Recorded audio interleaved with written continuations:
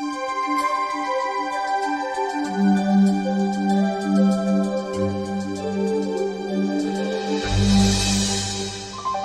Everyone, welcome to chemistry junction. तो आज हम स्टार्ट करने वाले स्टीरियो केमिस्ट्री। तो स्टीरियो केमिस्ट्री के ऑलरेडी 2 लेक्चर अपलोड कर चुका हूँ मैं अपने चैनल पर। तो वहाँ पे हमने ये देखा था कि जो स्टीरियो केमिस्ट्री होता है इसमें स्ट्रक्चरल आइसोमर और स्टीरियो आइसोमर्स क्या होते हैं। उसके बाद हमने ये देखा था कि कॉन्फिगरेशनल आइसोमर और कन्फॉर्मेशनल आइसोमर्स क्या होते हैं, ठीक है। तो वो चीज़ें बेसिक थी। आज हम बात करेंगे यहाँ पे इसके असाइनमेंट की और यहाँ पे इसके रिप्रेजेंट इसको हम कैसे करते हैं कॉन्फिगरेशनल आइसोमर्स को। तो यहाँ पे हम केवल 3D की बात करेंगे। तो जो भी स्टूडेंट यहाँ पे इस चैनल पे नया है तो उससे रिक्वेस्ट ये है कि आप देखो, सबसे इम्पोर्टेंट बात मैं आपको सभी को बता देना चाहता हूँ कि जब तक आप पूरा लेक्चर नहीं देखोगे तब तक वो लेक्चर आपको कभी समझ में नहीं आएगा, ठीक है। तो कुछ स्टूडेंट क्या करते हैं, तो थोड़ा सा देखा उसको छोड़ दिया। तो ऐसा मत करो, आप कंप्लीट वो लेक्चर देखो ताकि आपको वो चीज़ें समझ में आए।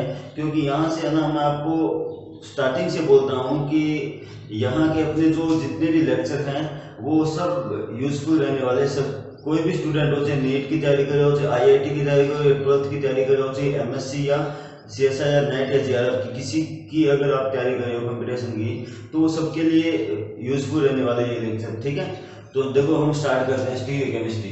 तो कॉन्फिगरेशनल आइसोमर में हम करते क्या हैं, तो इसके अंदर हम करते हैं यहाँ पर देखो, एक तो हमने रिप्रेजेंट किया था उसका। तो आज हम रिप्रेजेंटेशन इसका पढ़ेंगे। तो सबसे पहले हम पढ़ेंगे वेज डैश को, वेज एंड डैश को, वेज डैश को पढ़ेंगे। वेज डैश होता क्या है, देखो हम इसको कैसे रिप्रेजेंट करते हैं। ये मेरे पास कोई कार्बन एटम है, यहाँ पे कोई A समूह लगा है, ये कोई B लगा है, ये A समूह है और ये B समूह है। और यहाँ पे देखो तो इस टाइप से आपको कुछ मिलेगा यहाँ पर, इसे कहा जाता है वेज और डैश।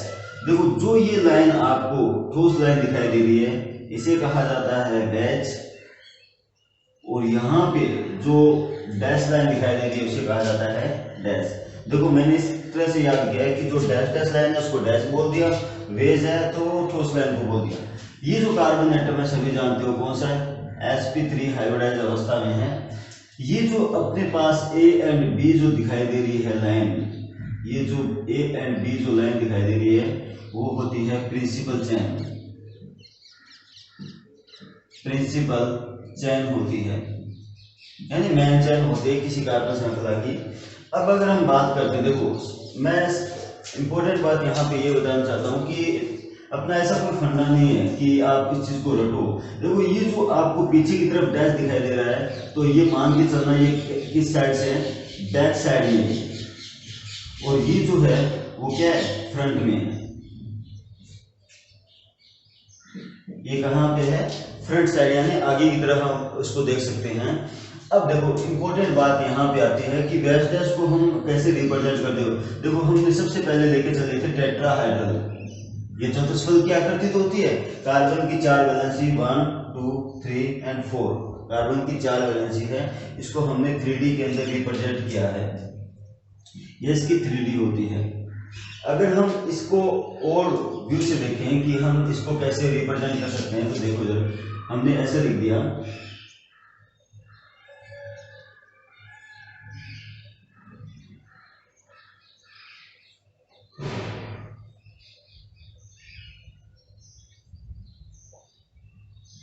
इस टाइप से भी लिखा जा सकता है, ये होती है इसकी 3D। अब इंपॉर्टेंट बात ये है कि हम इस चीज को लिखते कैसे नहीं है। कभी भी कोई भी स्टूडेंट अगर इस चीज को ऐसे लिखता है तो वो एकदम सही है, अगर हम इस चीज को ऐसे लिखते हैं तब भी सही है, क्योंकि ये एक दूसरे का एक ही रूप है, ये दोनों, ठीक है ना, एक ही रूप है। इसको जो बैक साइड का था उसको नीचे की तरफ शो कर दिया।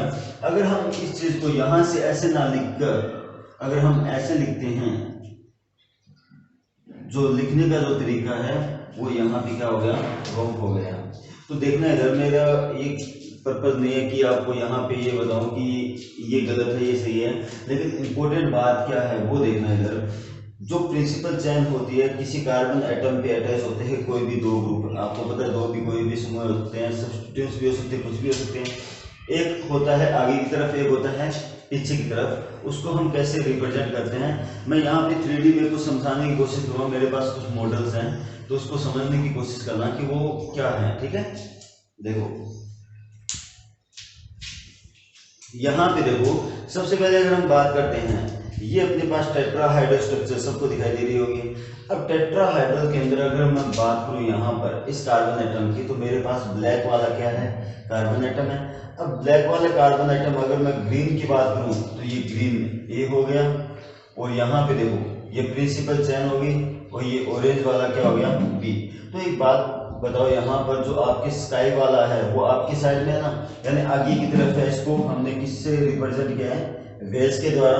आपको यहाँ पे देखो रेड वाला कहाँ पे दिखाई दे रहा है, पीछे की तरफ दिखाई दे रहा है, तो इसे डैश द्वारा रिप्रेजेंट करते हैं।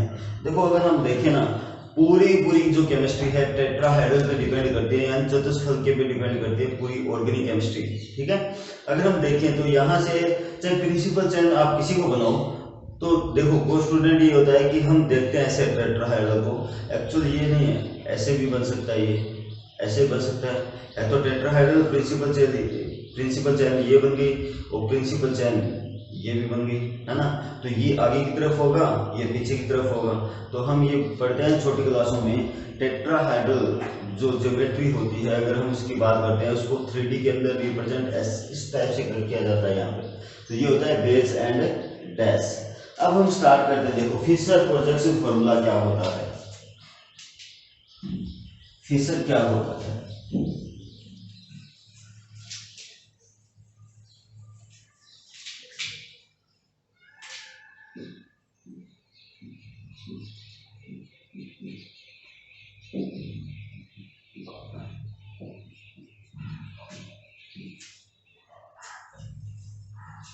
जो फिशर प्रोजेक्शन फॉर्मूले को हम अगर हम बात करें, यहाँ पर Fischer projection formula as a 3D होता है, लेकिन हम इसको रिप्रेजेंट कैसे करते हैं। देखो फिशर अगर हम देखें तो फिशर के अंदर ये जो कार्बन एटम, देखो टेट्राहाइड्रल से लेके चलेंगे हम, ये कार्बन एटम है, और कार्बन एटम से दो ग्रुप होते हैं आगे की साइड में, और दो ग्रुप होते हैं जुड़े हुए बैक साइड में। ठीक है ना, इस टाइप से होता है। ठीक है, अगर हम देखें, देखो मैं इस चीज को दिखाऊंगा, आपको शो करके भी दिखाऊंगा कि एक्चुअल है क्या चीज। अगर हमने यहाँ पे ये कार्बन एटम मैंने मान लिया ए, ये मान लिया बी, ये मान लिया सी एंड डी, ये होती है उसकी रिप्रेजेंटेशन यहाँ पे किसकी, फिशर की। तो देखो इसके अंदर इंपॉर्टेंट बात ये होती है कि अगर हम देखें, ये कार्बन से जुड़े हुए दो ग्रुप अपनी साइड में होते हैं, आगे की तरफ होते हैं, और दो ग्रुप होते हैं बैक साइड में। देखो ध्यान से, इसी टेट्राहाइड्रल से समझते हैं। देखो ध्यान से देखना इसको, मैंने क्या किया, इस टाइप से पकड़ लिया इस कार्बन को। देखो इधर मैंने इस टाइप से इस कार्बन को पकड़ लिया। जैसे मैंने इस टाइप से इस कार्बन को पकड़ा, तो आपको सब कुछ दिखाई दे रहा होगा कि यहाँ पे जो दो ग्रुप है मेरे पास, ये रेड वाला और स्काई वाला, वो आपकी साइड में है ना, आगे की तरफ साइड में है ना। यहाँ पे देखो, तो मैंने दो ग्रुप जो सी एंड जो डी बनाए हैं वो आगे की साइड में है। तो एक बात बताओ, यहाँ पर ए एंड बी किस साइड में चले गए, यहाँ पर बैक साइड में चले गए यहाँ पर। तो ये होता है एक्चुअल फिशर। आप कैसे भी देखो इस चीज को, यहाँ पे एक्चुअल फिशर यही देखो।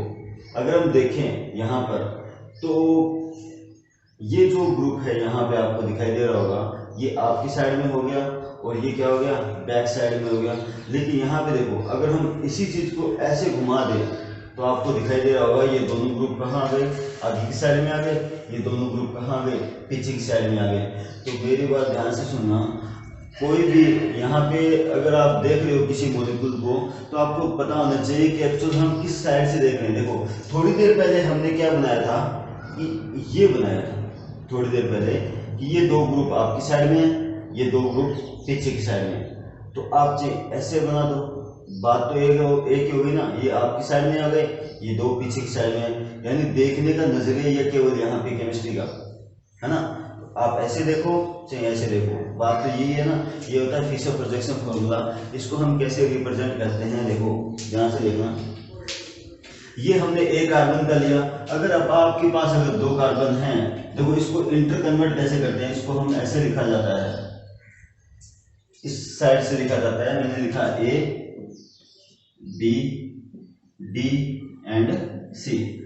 यहाँ पे कोई कार्बन एटम को शो नहीं किया जाता। सबसे इंपॉर्टेंट बात, यहाँ पे केवल बंद रेखा क्षेत्र में ही लिखा जाता है इस चीज को, ठीक है। तो इंपॉर्टेंट यहाँ पे ये आने वाला है, देखो स्टूडेंट्स, कि अगर हम देखें जो पीछे की साइड से जो ग्रुप होते हैं वो हमेशा प्रिंसिपल चेन पे ही रहते हैं,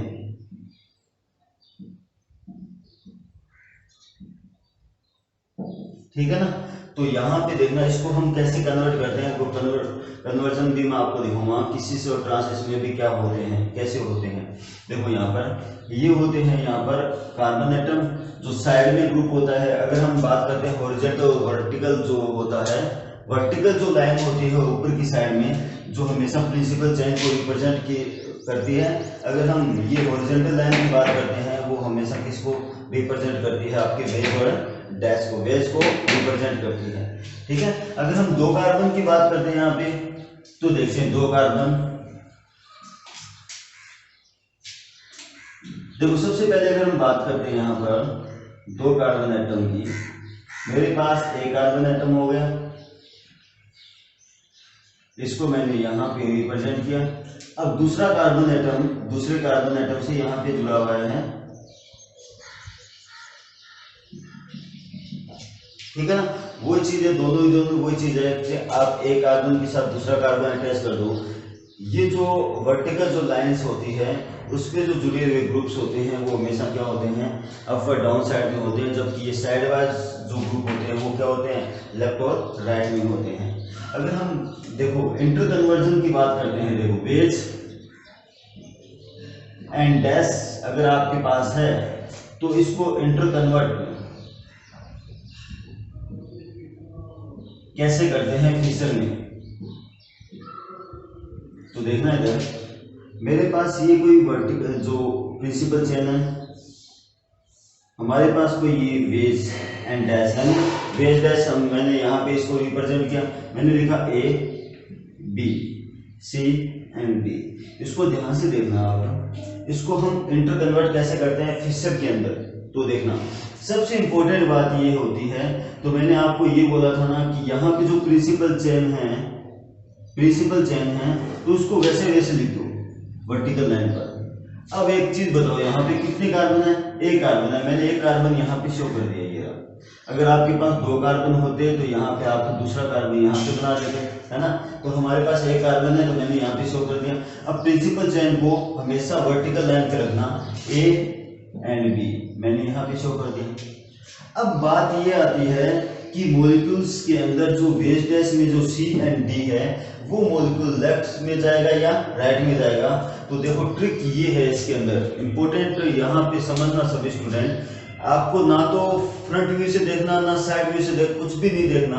कोई स्टूडेंट इसमें बहुत ज्यादा कंफ्यूजन रहते हैं, तो देखना इधर, आपके पास जो वेज होता है इसको केवल घुमाना है, इसको एज इट इज ही रखना है। तो मुझे एक बात बताओ, जो ये जो सी है वो कहाँ पे है, अगर मैं देखूं लेफ्ट साइड में, तो यहाँ के डी को यहाँ पे रोटेट करवा दो, तो डी यहाँ चला गया और सी यहाँ आ गया, तो इसका इंटर कन्वर्जन ये हो गया। तो इससे ज्यादा हम कुछ और भी एग्जाम्पल लेते हैं, देखो ध्यान से देखना।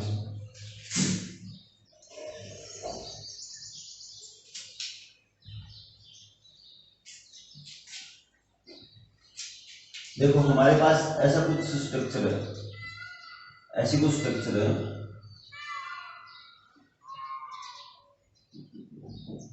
मेरे पास आ गया ए, ये आ गया बी, यहाँ पे आ गया एक्स, ये आ गया वाई, ये आ गया सी एंड डी। देखो हम इसको फिशर में कैसे कन्वर्ट करेंगे, फिशर में कैसे कन्वर्ट करते हैं ध्यान से देखना। अब एक चीज बताओ, यहाँ पे कितने कार्बन है, 1 2 कार्बन है, तो सबसे पहले 2 लाइनें यहाँ पे ड्रॉ कर देना, वर्टिकल लाइन और हॉरिजॉन्टल लाइन। अब देखना इधर, तो जो प्रिंसिपल जो चेन है, मैंने क्या बोला, प्रिंसिपल चेन तो यही है ना, हमने प्रिंसिपल चेन को हमेशा वर्टिकल लाइन पे रखना, A and B principal chain मैंने लिख दिया, ठीक है। अब सबसे पहले इस कार्बन पे देखना, तो मैंने आपको बोला था ना कि बेस वाला जो होता है वो रोटेट करता है हमेशा, तो बेस वाला कौन सा है, एक्स है, तो एक्स को रोटेट करवा दो इस साइड में, अगर इस साइड में होगा तो इस साइड में रोटेट करवा देना, इसको एजिटिव रखना, एक्स रोटेट हुआ, एक्स यहाँ पे आ गया, वाई यहाँ पे चला गया, ठीक है ना। अब देखो सी रोटेट हुआ, सी यहाँ पे और डी यहाँ पे चला गया, और ये किस में कन्वर्ट हो गया, फिशर प्रोजेक्शन फॉर्मूले में ये कन्वर्ट हो गए, ठीक है ना। यहां तक समझ में आया ना सबको कि इंटर कन्वर्जन कैसे होता है इसका। देखो अगर हम थोड़ा और एग्जांपल लेते हैं, ये सिंपल से थे हमारे पास,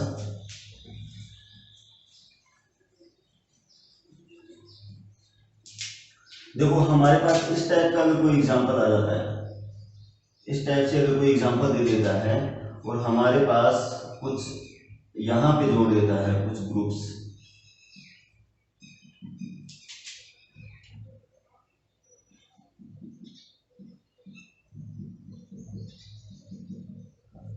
हमारे पास ऐसा कुछ आ गया और यहाँ पे लिख दिया ए बी और यहाँ पे लिख दिया एक्स वाई सी डी और यहाँ पे लिख दिया आपके एफ जी और यहाँ पे के और एफ, ठीक है ना। इस टाइप से ग्रुप रख दिए।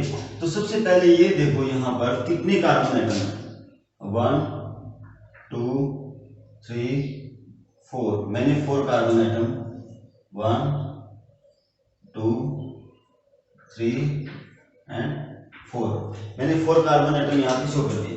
अब 4 कार्बन एटम जैसे मैंने यहाँ पे शो किए हैं तो ध्यान से देखना इसमें कि सबसे पहले देखो प्रिंसिपल चेन अपनी ये जा रही है,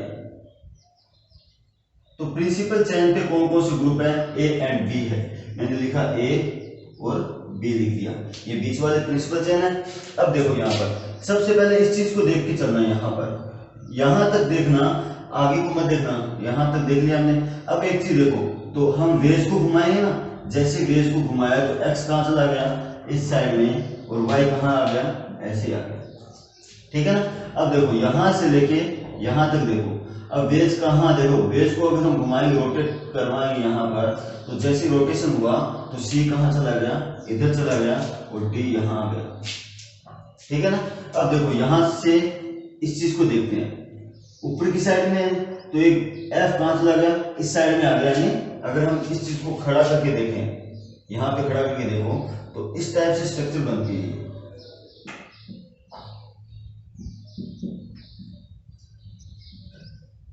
एफ एंड जी, इसको इंटर कन्वर्ट करते हैं तो एफ कहां चला गया, इधर आ गया, जी इधर आ गया, तो इसी चीज को लिखेंगे ना, एफ इधर आ गया है ना, तो जी इधर आ गया। अब इसमें देखो के किधर चला गया, इस साइड में चला गया के, और यहां पे आ गया एल, ये हो गया इसमें फिशर प्रोजेक्शन फॉर्मूला। मेरे हिसाब से किसी को कोई दिक्कत नहीं आने वाली, ठीक है। अगर हम सिसोइड और ट्रांसोइड की बात करते हैं इसमें, तो वो देखना सबसे पहले सिसोइड क्या होते हैं, ट्रांसोइड क्या होते हैं, यानी ट्रांस और सिन क्या होते हैं, सिस और ट्रांस क्या होते हैं इसके अंदर, वो देखते हैं।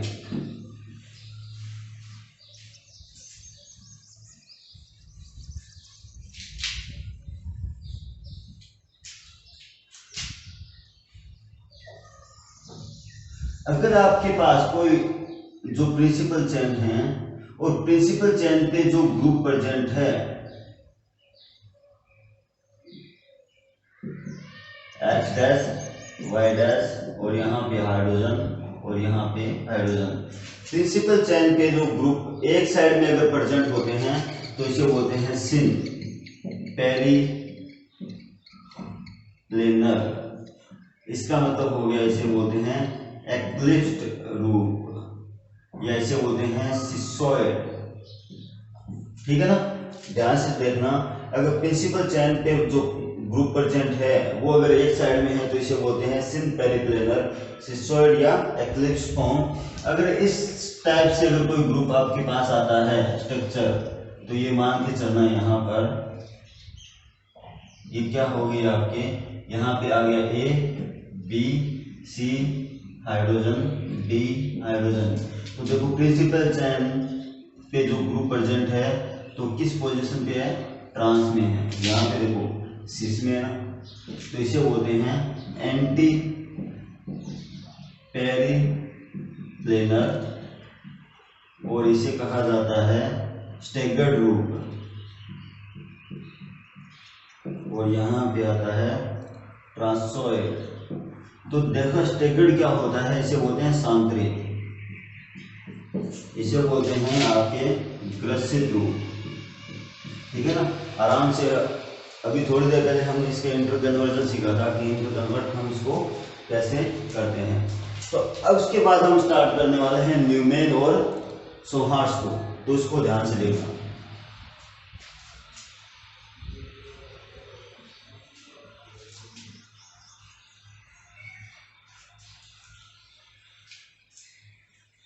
Neumann projection formula,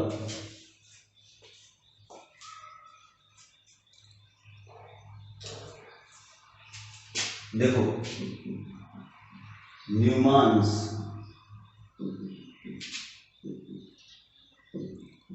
projection formula,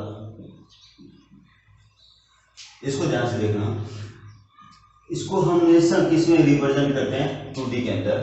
तो इसको अगर हम देखें तो इसमें दो कार्बन एटम इस टाइप से होते हैं। जो बीच वाला जो कार्बन एटम है वो हमेशा फ्रंट में रहता है, यानी फ्रंट कार्बन होता है ये। और ये जो बड़े वाला दिखाई दे रहा है वो हमेशा होता है बैक कार्बन। क्या होता है, बैक कार्बन। ठीक है, हम इसको कैसे रिप्रेजेंट करते हैं, देखो ये 2 टाइप से होते हैं। एक होता है एक्लिप्स्ड ग्रुप, दूसरा होता है स्टैगर्ड। अभी थोड़ी देर पहले बोला था एक्लिप्स क्या होते हैं, ग्रसित ग्रुप होता है, स्टैगर्ड क्या होते हैं, सांतरिक ग्रुप होता है स्टैगर्ड। ठीक है ना, तो देखो इसके अंदर हम स्टार्ट करते हैं। अगर हम बात करते हैं यहाँ पर कि एक्लिप्स्ड ग्रुप क्या होता है, तो देखना सबसे पहले अगर हम एथेन की बात करते हैं, CH3, इसको ध्यान से देखना। फ्रंट वाला carbon 1 number carbon, 2 number carbon, front वाला कार्बन हमेशा डॉट बिंदु के द्वारा रिप्रेजेंट किया जाता है और बैक वाला कार्बन हमेशा बड़े गोले की साइड में रिप्रेजेंट किया जाता है। तो देखना इसको हम कैसे रिप्रेजेंट करते हैं। CH3, तो हम एथेन को ऐसे भी रिप्रेजेंट कर सकते हैं ना, H। ठीक है, तो देखो इस कार्बन पे कितने हाइड्रोजन अटैच है, 3 हाइड्रोजन, 1 2 3, दूसरा। ठीक है, अब देखो अगर हम बात करते हैं, सबसे पहले देखो पीछे वाले मैंने बैक वाले कार्बन पे जुड़े हाइड्रोजन बना दिए। तो फ्रंट वाले कार्बन पे देखो कितने हाइड्रोजन, 3 है, 1 2 3, यानी 1 2 और 3। 2 नंबर पे 2 कार्बन अपने पास, तो 1 नंबर कार्बन पे कितने हाइड्रोजन है, 3, 1 2 और 3। तो मैंने 1 दूसरा हाइड्रोजन, तीसरा हाइड्रोजन यहाँ पे प्रेजेंट कर दिया। अब पीछे वाले कार्बन पे देखो, ये जो बैक वाला कार्बन है, पीछे वाले कार्बन पे 3 हाइड्रोजन है, H और यहाँ पे H। अगर इस टाइप की कोई स्ट्रक्चर बनती है तो इसे कहा जाता है एक्लिप्स्ड ग्रुप। ठीक है ना, यहाँ पे जो एंगल होता है वो होता है थीटा का मान 0 डिग्री। और भी एंगल होते हैं, लेकिन अगर हम बात करते हैं तो एंगल का मान क्या होता है, 0 डिग्री। अगर हम इसके दूसरे रूप की बात करते हैं, ये कार्बन और कार्बन पे जुड़े हुए 3 हाइड्रोजन एटम, H और ये H। ठीक है, अगर इसी कार्बन पे पीछे वाले कार्बन को अगर मैं थोड़ा रोटेट कर दूं, मैं सबको दिखाऊंगा यहाँ पे रोटेशन कैसे होता है। तो पीछे वाले कार्बन को हमने जो जुड़ी हाइड्रोजन थे, मैंने इस टाइप से इसको शो कर दिया। ठीक है ना, तो देखना अगर आपको कुछ ऐसा लग रहा होगा कि पीछे वाला कार्बन जब रोटेट हुआ, यहाँ पे जो पीछे वाला जो कार्बन है जब ये रोटेट हुआ तो ये दोनों हाइड्रोजन देखो, ये हाइड्रोजन यहाँ पे आ गया, ये हाइड्रोजन यहाँ पे आ गया, ये हाइड्रोजन यहाँ पे आ गया। तो इस टाइप के कुछ स्ट्रक्चर बन गए ना अपने, इसे बोलते हैं आपके स्टेगर्ड ग्रुप। देखो इसको मैं 3D से समझाने की कोशिश करता हूँ, ध्यान से देखना आप। देखो इधर, अब मेरे पास देखो दो प्रकार के कार्बन है, ये रहे दो कार्बन। तो आपको दिखाई दे रहे होंगे कि जस्ट लाइक मेथेन है ये, है ना, सॉरी यहाँ पे एथेन है, जस्ट लाइक एथेन है ये। इस एथेन के अंदर दो कार्बन, फर्स्ट वाला कार्बन मैंने ये माना, सेकंड वाला कार्बन ये मान लिया मैंने। तो इसको ध्यान से देखना, फर्स्ट वाले कार्बन को अगर मैं सामने लेके हूँ आपके, मैंने आपको सामने लेके आया, तो ये फ्रंट वाला कार्बन, एक नंबर कार्बन, और इससे सेकंड वाला जो कार्बन है आपको शायद दिखाई नहीं दे रहा होगा, इसको मैंने यहाँ पे बड़े गोले की साइड में यहाँ पे रिप्रेजेंट किया है, ठीक है। तो आपको अब थोड़ा सा कुछ ऐसा दिखाई दे रहा होगा कि ये जो पीछे वाले जो हाइड्रोजन जुड़े हुए हैं रेड कलर वाले, आपको यहाँ से कुछ पास होते हुए दिखाई दे रहे हैं, इसके पास से, है ना।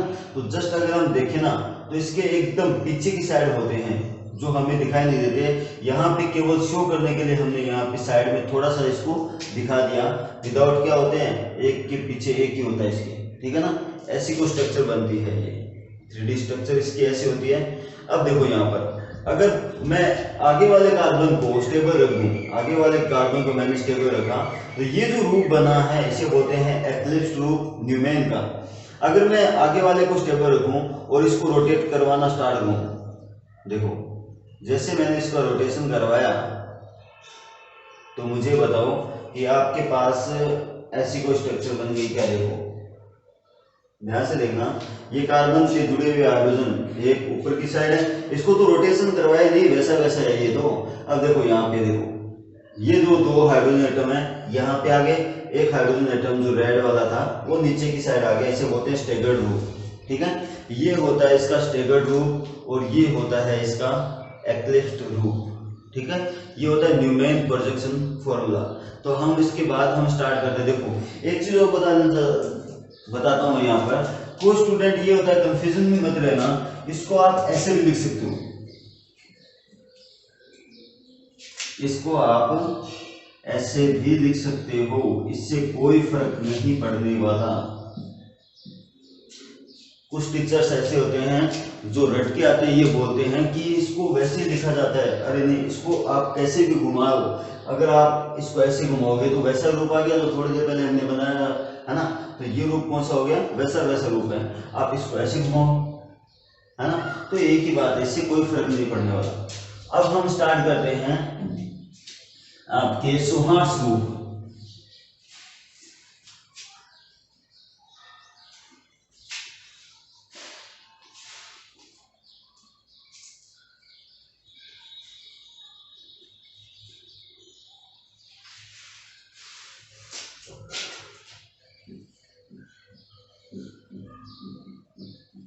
Suhas projection formula. देखो सुहास में भी दो प्रकार के होते हैं, एक होता है एक्लिप्स्ड, दूसरा होता है स्टेगर्ड, ठीक है ना। अब इसके अंदर क्या होते हैं, just like methane, sorry ethane लिया जाता है, जस्ट लाइक एथेन एग्जांपल लेते हैं। कार्बन के जुड़े हुए 3 हाइड्रोजन एटम और इस कार्बन के जुड़े हुए 3 हाइड्रोजन एटम।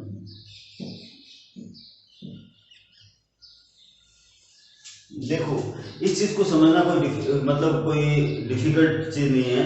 अगर आप लोगों को न्यूमैन वाला समझ में आ गया, तो वो जो न्यूमैन वाला था उसी का रूप है सुहास। देखो इसको ध्यान से, एक्लिप्स रूप में क्या होता है कि मैंने फर्स्ट वाला कार्बन, सेकंड वाला कार्बन दोनों मैंने रिप्रेजेंट किए यहाँ पर इस टाइप से,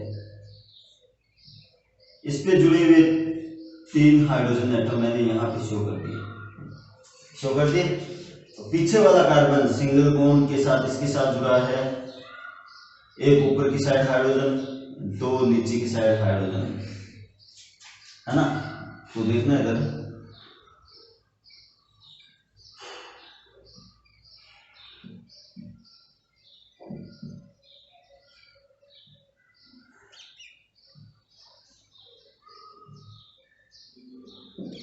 आपको यहाँ पे दिखाई दे रहा होगा ये दोनों हाइड्रोजन ऊपर की साइड है ना, तो इसे कहा जाता है एक्लिप्स ग्रुप। अगर मैं इसको थोड़ा सा घुमा के ऐसे लिख दूं, इसको स्टेबल रखा है मैंने, फर्स्ट वाले कार्बन को मैंने स्टेबल रखा हाइड्रोजन, और इसको मैंने घुमाया, और जैसे मैंने इसको घुमाया इस टाइप से बन गई स्टेप से हाइड्रोजन, ये हाइड्रोजन। तो आपको दिखाई दे रहा होगा ये जो रूप बना है इसे बोलते हैं स्टेगर्ड, जिसे ट्रांस बोलते हैं। ये हो गया सिस, ये हो गया अपना ट्रांस। देखो इसको हम कैसे शो करते हैं। ये जो न्यूमेन वाला था अभी जो जस्ट मैं अभी बता के गया था थोड़ी देर पहले, तो आपको थोड़ी देर पहले मैंने क्या बताया था कि सामने से अगर हम देखते हैं, देखो अगर इस 3D को अगर हम सामने से अगर हम देखते हैं फ्रंट से, तो हमें न्यूमेन प्रोजेक्शन फॉर्मूला रिप्रेजेंट होता है। अगर हम साइड व्यू से देखेंगे, ध्यान से देखना, मैंने साइड व्यू किया थोड़ा, तो जैसे साइड व्यू किया मैंने, तो आपको सोहार्स नजर आएगा। यहाँ पे इस कार्बन पे जुड़े हुए 3 हाइड्रोजन एटम, ये रहे 1 2 और 3, ये 3 हाइड्रोजन एटम, इससे जुड़े हुए 3 हाइड्रोजन एटम, एक ऊपर की साइड है 2 नीचे की साइड है। मैंने यहाँ पे शो कर दी, दिखाई दे रहा होगा आपको। अगर मैं इसी चीज को मैंने क्या किया, रोटेशन करवाया, इसी चीज को मैंने इसको रोटेशन करवाया। जैसे मैंने रोटेट करवाया इसको, तो आपको दिखाई दे रहा होगा कि ये जो ग्रीन और रेड है एक दूसरे के एंटी में आ गए ना। यहाँ पर देखो, यहाँ पर ये दूसरे के आ गए, एंटी आ गए, तो ये बन गए यहाँ पे, देखो एंटी बन गए यहाँ पर, तो इसे बोलते हैं स्टेगर्ड ग्रुप। ये होता है इसका सोहार्स का रिप्रेजेंटेशन, यानी हम बोलते हैं कि सोहार्स कैसे बनता है। अगर आप फ्रंट व्यू से देखोगे तो वो न्यूमेन नजर आएगा आपको, अगर आप साइड व्यू से देखोगे तो आपको सोहार्स नजर आएगा, ठीक है। इससे इतना ही फर्क है दोनों मतलब प्रोजेक्शन फॉर्मूले के अंदर, कि अगर हम सोहार्स को देखते हैं तो सोहार्स को हम साइड व्यू से देखते हैं, जबकि न्यूमेन को हम फ्रंट व्यू से देखा जाता है। तो ये यहाँ तक हमने देखा था कि बेस क्या होते हैं और उसका रिप्रेजेंटेशन कैसे होता है। उसके बाद हमने फिशर को इंटरकन्वर्जन करना सिखाया था। उसके बाद हमने यहाँ पे देखा था कि न्यूमेन प्रोजेक्शन फॉर्मूला क्या होता है और सोहार्स क्या होता है। तो इस लेक्चर के अंदर केवल इतना ही। उसके बाद हम नेक्स्ट लेक्चर जो है उसके अंदर हम स्टार्ट करने वाले हैं ज्योमेट्रिकल आइसोमेरिज्म। तो उस लेक्चर वो जो लेक्चर आने वाला है वो इससे भी ज़्यादा इंपॉर्टेंट है, क्योंकि प्रत्येक जो लेक्चर हैं वो वेरी वेरी इंपॉर्टेंट हैं।